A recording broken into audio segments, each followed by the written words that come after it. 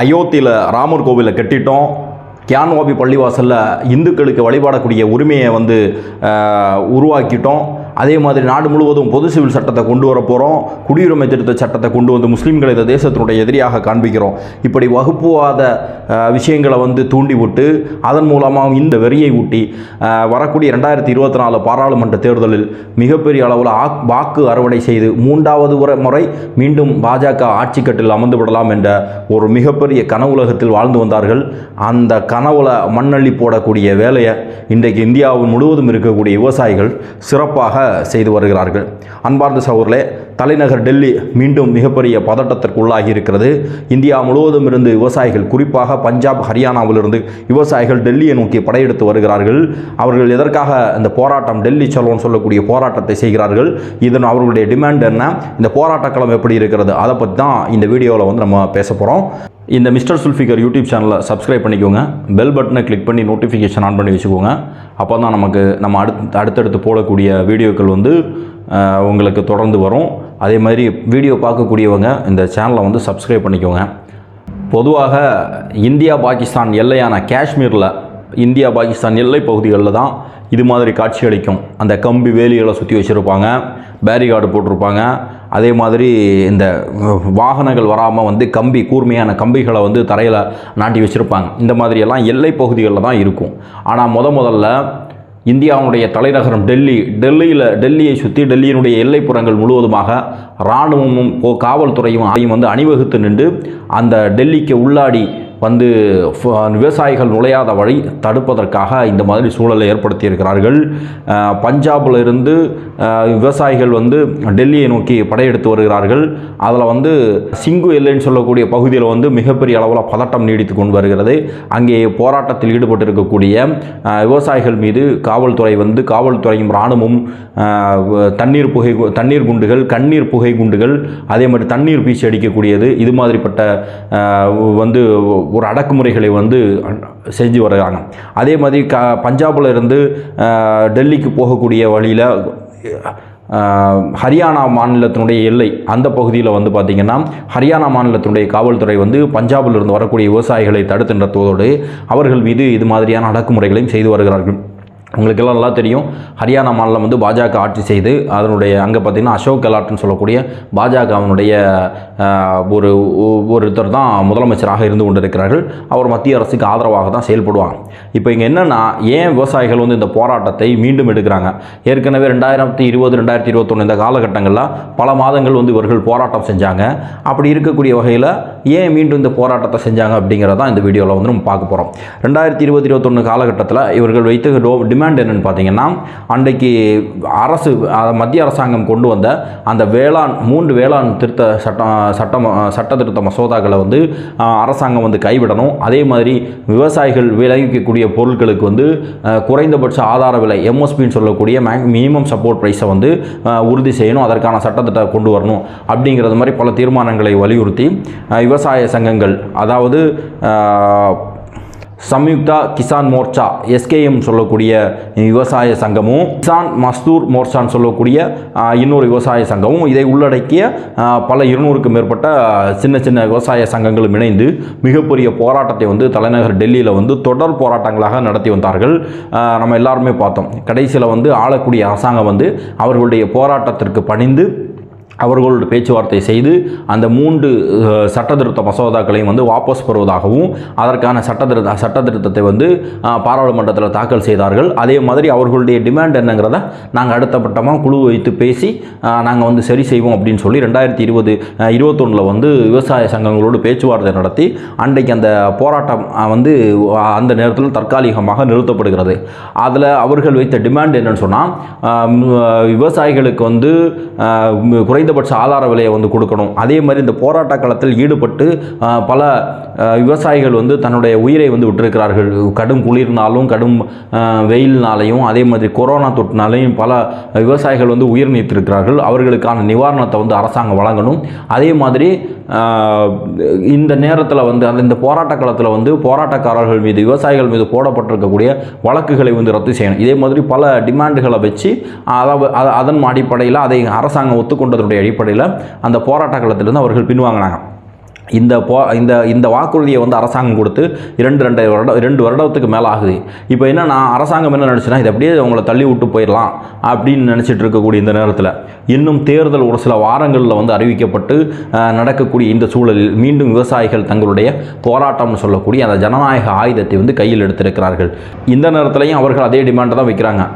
வேளாண் விஞ்ஞானி சுவாமிநாதனுடைய கமிட்டி சொன்னது மாதிரி அந்த மினிமம் சப்போர்ட் ப்ரைஸ் வந்து, அதாவது குறைந்தபட்ச ஆதார விலையை வந்து அவர்களுக்கு கொடுப்பதற்கான சட்டத்தை வந்து கொண்டு வரணும்.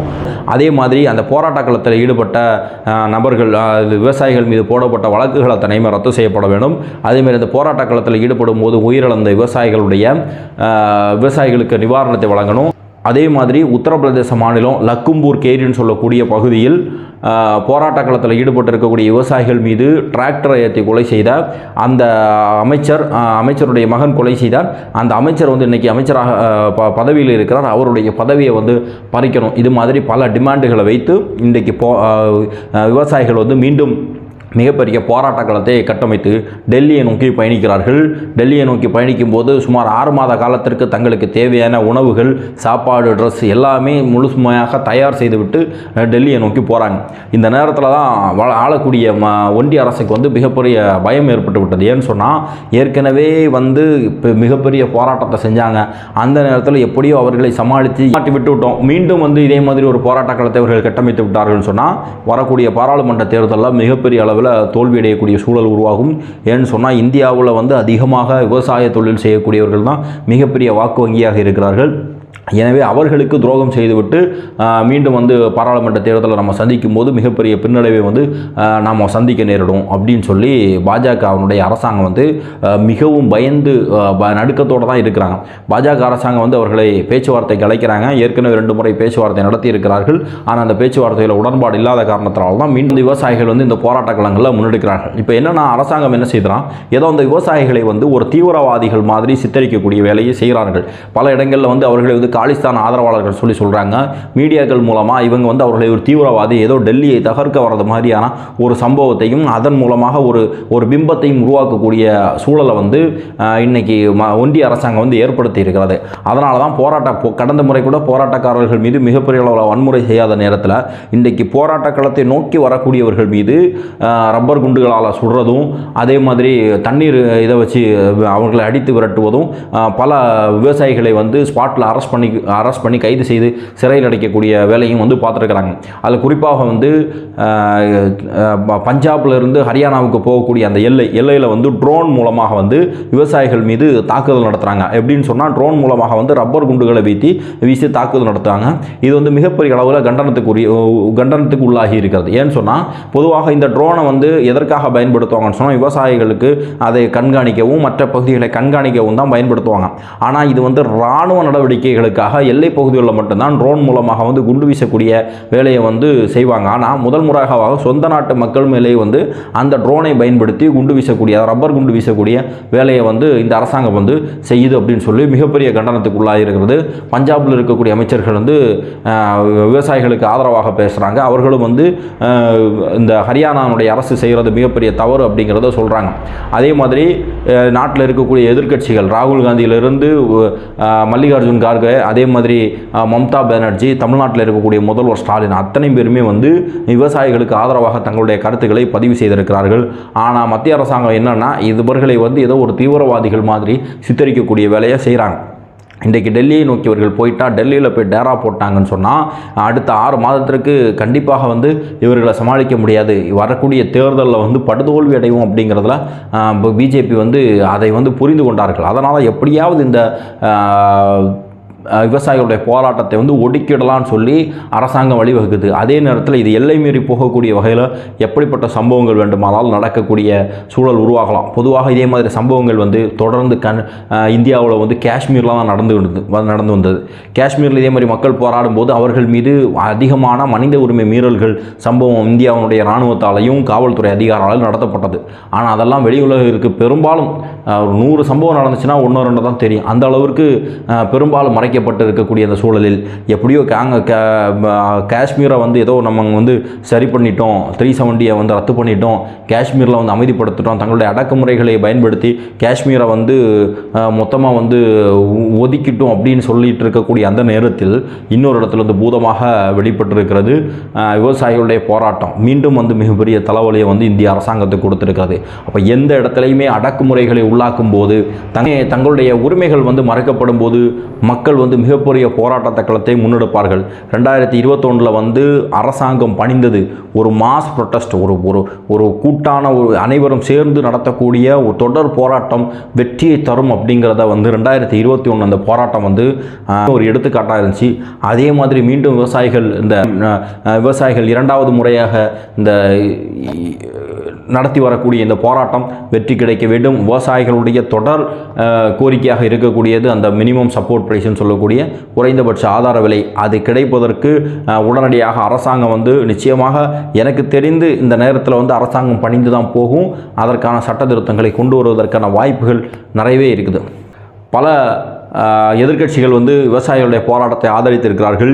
இந்தியா கூட்டணியினுடைய தலைவர்கள் வந்து இந்தியா கூட்டணி மீண்டும் ஆட்சிக்கு வந்தால் இந்த மினிமம் சப்போர்ட் பிரைஸ்ன்னு சொல்லக்கூடிய குறைந்தபட்ச ஆதார விலை விவசாயிகளுக்கு கொடுப்போம் அப்படின்னு சொல்லி வாக்குறுதி கொடுத்துருக்குறாங்க.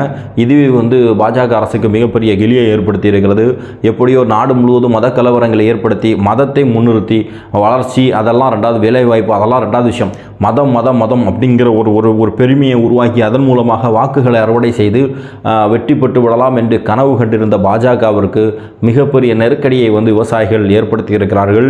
இந்த போராட்டம் நாடு முழுவதும் மிகப்பெரிய அளவில் கொந்தளிப்பை ஏற்படுத்தி இருப்பதோடு மட்டுமல்லாமல் இது இன்றைக்கி 2வது 3வது நாள் தான் ஆயிருக்குது. இன்னும் மிகப்பெரிய அளவில் இந்த போராட்டம் வீரியம் அடையும் அப்படின்னு சொல்லி தான் பல்வேறு நபர்கள் வந்து முக்கியஸ்தர்கள் வந்து கருத்துக்கள் தெரிவித்திருக்கிறார்கள். பார்ப்போம் இந்த போராட்டம் எந்த அளவுக்கு வலிமையாக செல்கிறது, எந்த அளவுக்கு அந்த போராட்டத்தை பார்த்து அரசாங்கம் இதற்கு அடிபணியுதா, அல்லது அரசாங்கம் இந்த போராட்ட களத்தை வந்து தங்களுடைய பாசிச கரங்களால் அடக்குமுறைக்கு உள்ளாக்கப்பட்ட இந்த போராட்டத்தை நிறுத்து போக செய்தா, அல்லது அந்த விவசாயிகளுடைய